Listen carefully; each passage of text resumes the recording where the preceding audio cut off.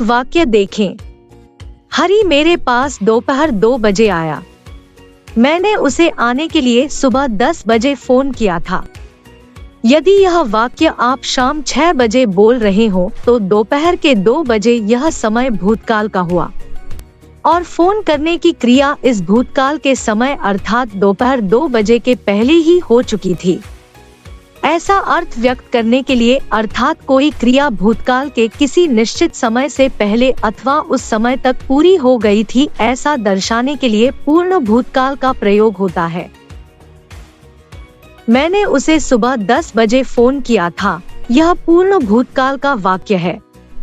इससे पूर्ण भूतकाल की पहचान इस तरह समझ में आती है।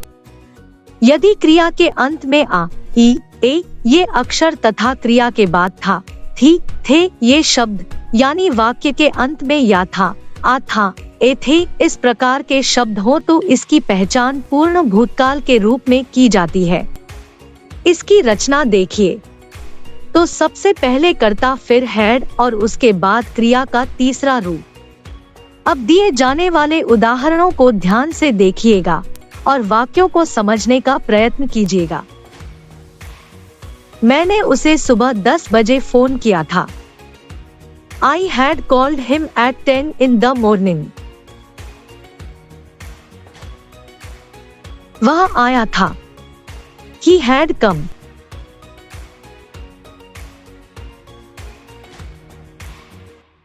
वे यहाँ आए थे। They had come here.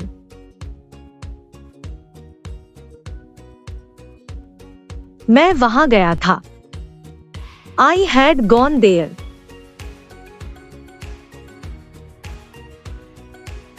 मैंने उसे बताया था। I had told him. उसने मुझे वचन दिया था। He had given me a promise. हम वहां एक बार गए थे। We had gone there once.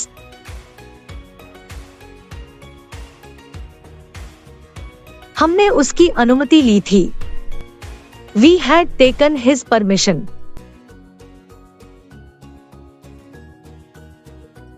हमने उन्हें आमंत्रण दिया था। We had invited them.